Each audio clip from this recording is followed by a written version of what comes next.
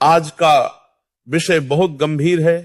सोते समय की 5 सबसे बड़ी गलतियां जो जीवन को तबाह कर सकती हैं।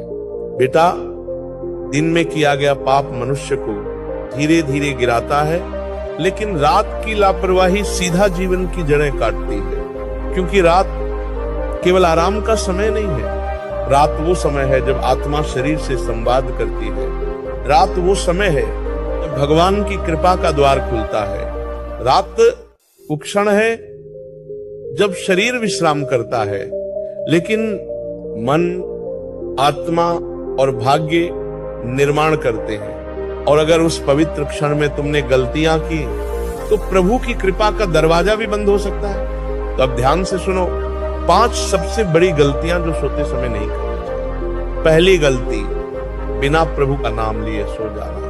बेटा, सारा दिन भले ही व्यस्त रहो, मन इधर उधर भागे, शरीर थके, लेकिन अगर रात को बिस्तर पर लेटकर एक बार भी हर हर महादेव ना बोला तो दिन भर की तपस्या व्यर्थ चली जाती है। जब सारी दुनिया सोने जा रही हो तो जो भक्त प्रभु को याद करता है उसके सपनों में भी ईश्वर आते हैं। जो बिना प्रभु का स्मरण किए सो जाता है वो अधूरा रहता है।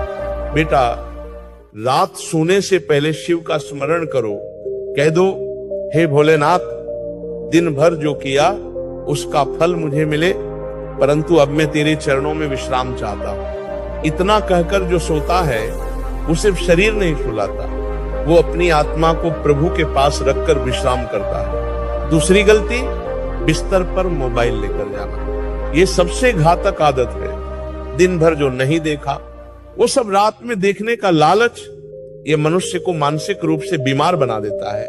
मोबाइल की स्क्रीन से निकलने वाली ब्लू लाइट तुम्हारी नींद छीनती है, तुम्हारा चित्त भटकाती है और आत्मा से दूरी बना देती है। रात वो समय है जब मन को शांत होना चाहिए, लेकिन तुम मोबाइल से उसे और अशांत बना देते हो। बेटा, सोने से 30 मिनट पहले मोबाइल को दूर रख दो। बोलो, अब ये मेरा समय है प्रभु के साथ, वरना मोबाइल तुम्हारा समय खा जाएगा, ध्यान खा जाएगा और धीरे धीरे तुम्हारा जीवन भी खा जाएगा। तीसरी गलती, दिन भर की शिकायतें लेकर सो जाना। बहुत से लोग बिस्तर पर लेटते हैं और सोचते हैं आज मेरा दिन खराब था, उसने ऐसा बोला, मुझे दुहक मिला, मेरे साथ अन्याय हुआ। बेटा, जब तुम शिकायतों के साथ सोते हो तो वो शिकायतें तुम्हारे मन में बीज बन जाती हैं और अगली सुबह वही नकारात्मक ऊर्जा तुम्हारे दिन की शुरुआत करती है। सोते समय मन को शांत करो, सबको माफ कर दो। कह दो, प्रभु, जो हुआ उसे मैं स्वीकार करता हूं, जो नहीं हुआ उसे मैं आपके भरोसे छोड़ता हूं। फिर देखो, रात तुम्हें शक्ति देगी, सपने तुम्हें समाधान देंगे। चौथी गलती, बिना जल पिए सोना। ये बात छोटी लगती है और शरीर के लिए बहुत महत्वपूर्ण है। सोने से पहले एक छोटा गिलास गुनगुना जल पिए। ये आपके शरीर को संपूर्ण विश्राम की स्थिति में लाता है। ये मस्तिष्क की नसों को आराम देता है। और ध्यान रखना, बहुत ज्यादा जल नहीं, बस उतना कि शरीर को ताजगी का संकेत मिले। शरीर एक मंदिर है और जल उसका पहला अभिषेक। रात को दिया गया जल शरीर के भीतर एक ब्रह्मांडीय शांति लाता है। 5वीं गलती, बिना अगले दिन की योजना बनाए सो जाना। जो व्यक्ति बिना उद्देश्य सोता है वो सुबह उठकर भी खोया हुआ रहता है। रात को सोने से पहले 2 मिनट आंखें बंद करो और सोचो, कल मुझे क्या करना है, कैसे शुरुआत करनी है, किन बातों से दूर रहना है, प्रभु से क्या मांगनी है। जब तुम संकल्प लेकर सोओगे तो पूरी रात ब्रह्मांड तुम्हारे लिए मार्ग बनाएगा।